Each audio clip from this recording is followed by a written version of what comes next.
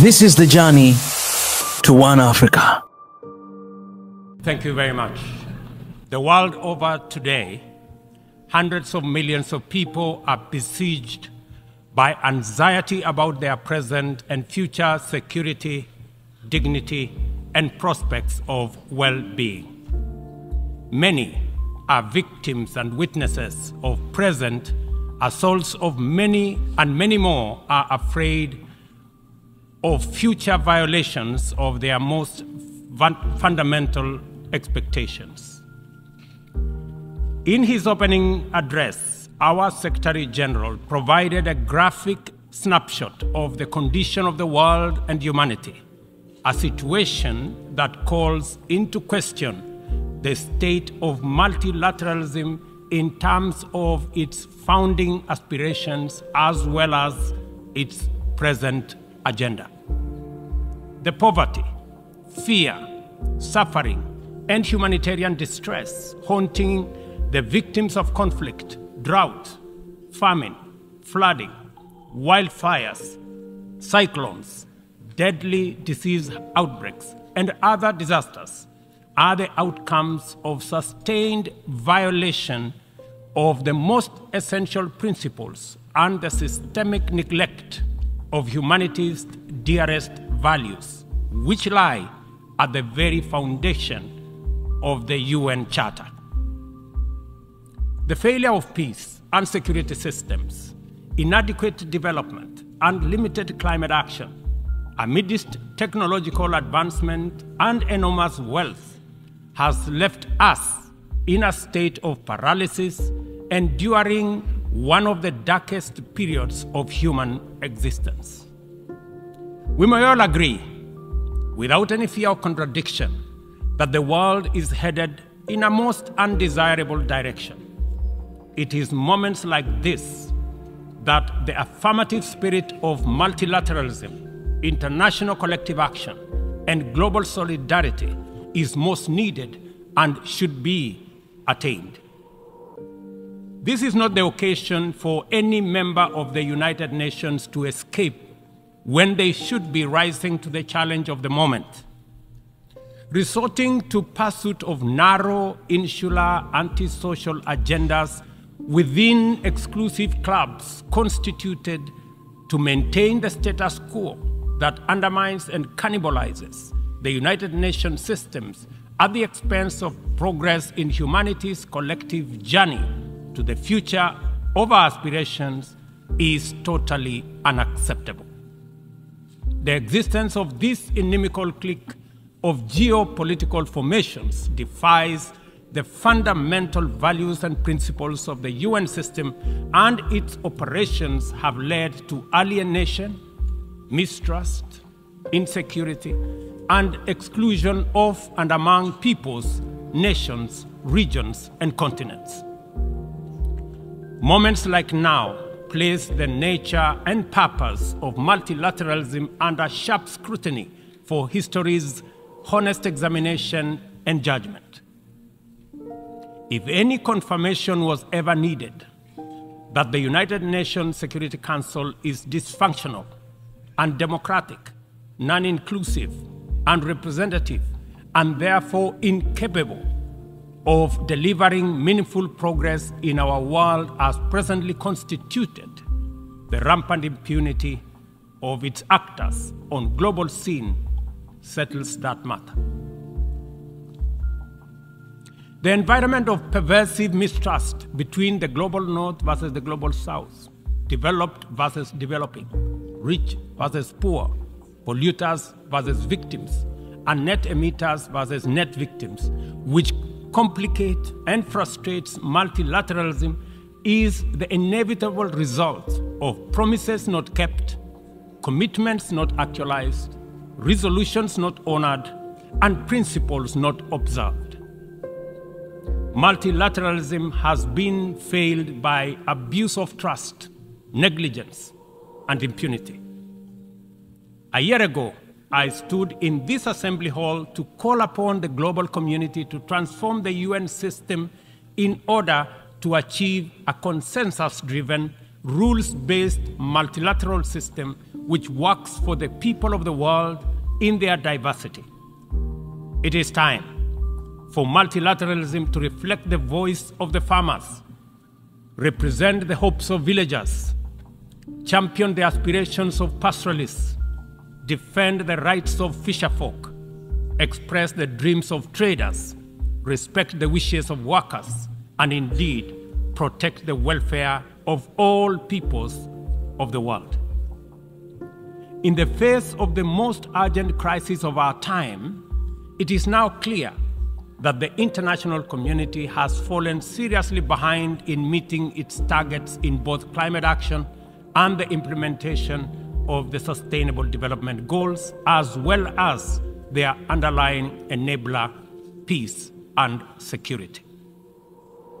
We as Africa have come to the world not to ask for arms, charity, or handouts, but to work with the rest of the global community to give every human being in this world a decent chance of security and prosperity by taking necessary actions, mobilizing adequate resources for investment, confronting security challenges, and resolving conflict as we all make our contribution to global prosperity. Kenya is proud of the contribution it continues to make in its tireless endeavor to support peacemaking, conflict prevention, peacekeeping, peace building, and other interventions undertaken across different regions. All across Africa, there is progress in efforts to resolve conflict and restore peace and stability, while at the same time, we are witnessing setbacks to democratic consolidation in the form of unconstitutional changes to governments. Kenya remains committed, determined, and indefatigable in its contribution to unity, peace, security, stability, and prosperity. Often, we have made encouraging progress. For example, on 5th December 2022, the Juba Peace Agreement ushering in a 2-year transition was signed by the parties to the conflict in Sudan. A day after, the Inter-Congolese Dialogue on EAC-led process and concluded its 3rd session in Nairobi. The following day, the government of Somalia and Somaliland agreed to resume reconciliation. We are also proud of the progress made in stabilizing Eastern DRC as a result of the EAC regional force setting the DRC on the path to sustainable peace and stability. In Ethiopia, the guns have gone silent following the Pretoria and Nairobi agreements, while in South Sudan, the parties have committed to explore ways to resume and conclude the stalled peace process and to hold elections. Our proactive commitment to peace, which is not limited to our continent, inspired us to dispatch the African Peace Delegation consisting of 6 African heads of state to Moscow and Kiev with a 10-point peace plan, beginning with efforts to initiate a mediation process to resolve the conflict between Russia and Ukraine. Although the delegation encountered significant challenges in their mission, we remain very proud that they showed up. The hunger for peace and security in Africa is evident, and this bodes well for the prospects of attaining the Africa Union's Agenda 2063 and global peace. Kenya stands in solidarity with all humanity without regard to region, border, or hemisphere. This is why and how we see the people of the Republic of Haiti, who are suffering immensely from the bitter legacy of slavery, colonialism, sabotage, and neglect. As a nation which was forced to wage a painful struggle for our own independence and sovereignty, Kenya empathizes very deeply with the humiliation of our proud people in Haiti and the price they have had to pay for their hunger for liberty and the sorrow they have endured for their thirst for freedom. Haiti is the ultimate test of international solidarity and collective action. The international community has failed this test so far and thus let down our people very, very badly. Haiti deserves better from the world. The cry of our brothers and sisters who were the first people to win their struggle for freedom from colonial tyranny has reached our ears and touched our hearts. Doing nothing in the face of the historic isolation, neglect, and betrayal of the people of Haiti is out of question. Inaction is no longer an option. As we mobilize to show up for Ukraine and countries that have experienced the devastating impact of climate shocks, including Libya, Morocco, and Hawaii, we must not leave Haiti behind. We must commit to show up in the spirit of solidarity to support our people regain their political and socio-economic footing by reinforcing the underlying enabler that is security. Kenya is ready to play its part in full and join with a coalition of other nations of goodwill, and there are many, as a great friend and true sibling of Haiti. We urge the United Nations to urgently deliver an appropriate framework to facilitate the deployment of multinational security support as part of a holistic response to Haiti's challenges. We call on the Security Council to contribute positively by approving a resolution under Chapter 7 that tailors the security support mission to the specific needs of Haiti and its people. This should be part of a comprehensive strategy that includes delivering humanitarian aid, supporting livelihoods, instituting reforms, and fostering a political process guided and owned by Haitians, all in the aim of enabling free and fair elections within a reasonable time frame. We are encouraged by many countries which have already stepped forward to take part in this solidarity. We must recognize that stability, peace, and security form the foundation on which the pursuit and realization of sustainable development and climate action stands.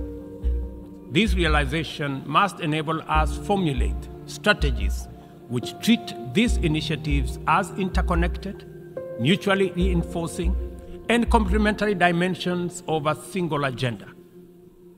The tragic spectacle of young people from Africa boarding rickety contraptions to gamble their lives away on dangerous voyages in pursuit of opportunities abroad, either as conflict, climate, or economic refugees, is a statement of the failure of the global economic system.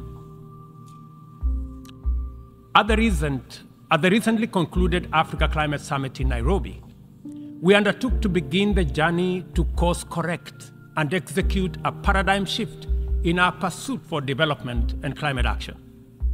First, we recognize that both climate action and sustainable development goals must be pursued simultaneously with greater resolve, urgency, and ambition. No meaningful development can take place in countries that are also struggling with climate shocks, and yet, at the same time, the frequency of climate emergencies impedes any meaningful development. As a defining outcome of the Africa Climate Summit, we committed Africa to consider the dual problems through an opportunity lens and deliver effective solutions by pursuing a fresh trajectory. Development is a basic necessity for every society. It must happen one way or another. There should be no doubt about that. Annually, 30 million young people in our continent need jobs, and many more need food. Half of our continent is in the dark without access to electricity in 2023, while hundreds of millions can only cook using biomass because they have no electricity. This is why The commitment of African nations in the Nairobi Declaration is both radical and transformative. Development, in our opinion, is a fundamental imperative, and green growth is the only sustainable way to achieve it. From our standpoint, there is no need to be trapped in a false choice. Sustainable development is robust climate action, and climate action is development. Africa's potential is defined by abundant and diverse resources, ranging from a youthful, highly skilled and motivated young population, immense renewable energy potential, and mineral resources, including critical minerals, and extensive natural capital endowment, including 60% of the world's unutilized arable land. Capital and technology can find no better returns anywhere than the tremendous investment opportunity in Africa's potential. Such investment would drive green growth, creating jobs and wealth, while decarbonizing global production and consumption.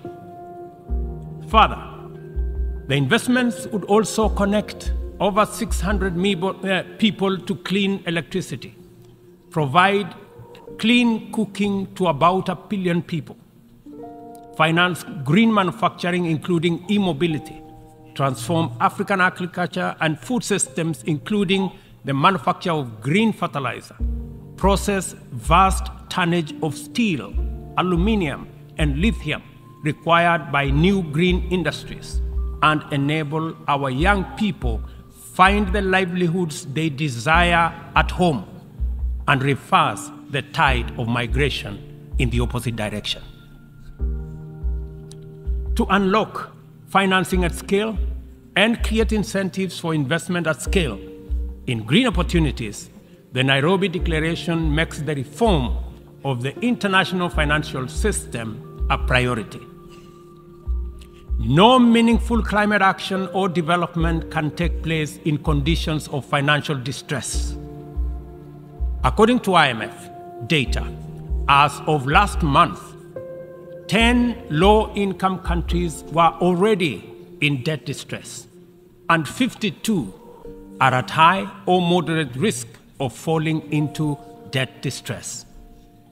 The 3.3 billion people in these countries are trapped in a vicious circle of emergency responses, reconstruction, and recovery from more frequent climate shocks, which diverts resources away from both development and climate action, and sucking vulnerable countries into a downward spiral of debt and environmental stress.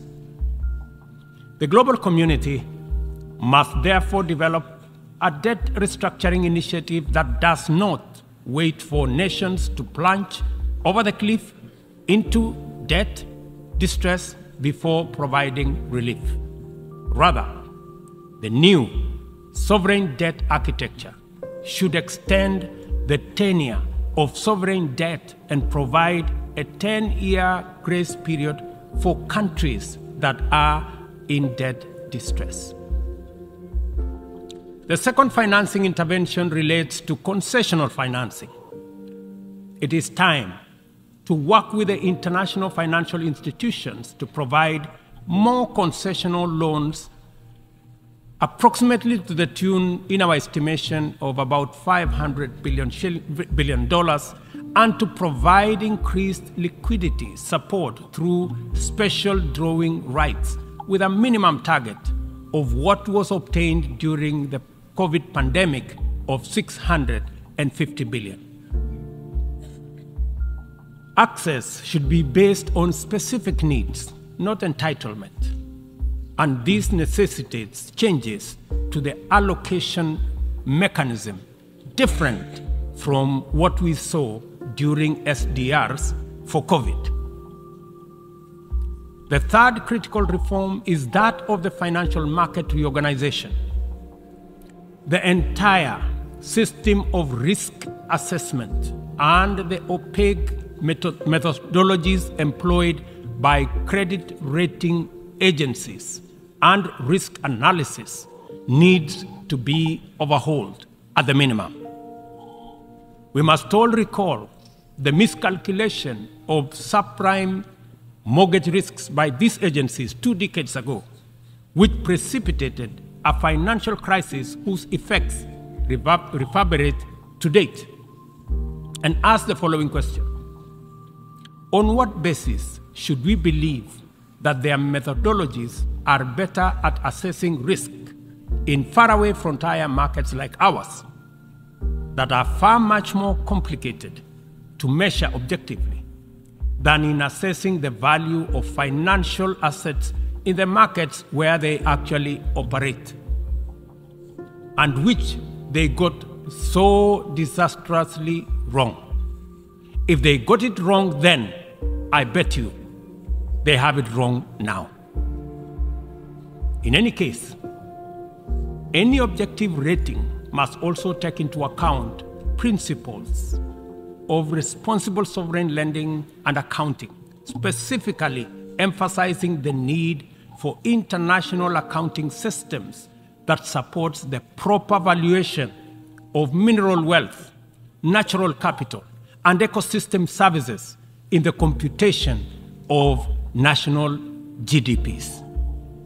Until that is done, very wealthy countries will be categorized as poor. The fourth limb of the interventions arising out of the Nairobi Declaration is the establishment of a global public climate financing mechanism funded through a global carbon tax on trade in fossil fuels, as well as an emissions levy on aviation and maritime transport, including the option of a global financial transactions tax in order to make available dedicated, affordable, and accessible capital for green investments at scale. The roadmap to this new and urgently needed institutional infrastructure involves sustained engagement at various multilateral processes, and the instruments to actualize it by 2025 shall be a new global climate finance charter to be negotiated through the United Nations General Assembly, COP28, and associated processes. We understand the facts about our collective situation as a global community and as a member of the United Nations family. We know the magnitude of our shared challenges and common threats. We appreciate that multilateralism is on trial, and our task is to defend it. We also recognize that multilateralism is broken, and it is our responsibility to fix it. From this moment to 2030, and from our problems to their solutions, we are connected by a coherent agenda of robust collective action. We must therefore muster the courage and will to stand together in solidarity and act, to right past wrongs, solve present problems, and secure our collective future, to protect and empower all people and support our friends in need, to restore broken trust, raise hopes high, and keep faith strong, and finally, to pursue, achieve, and sustain positive change in order to make billions of cherished dreams come true. We must start right away, for we have no time to lose. And I thank you.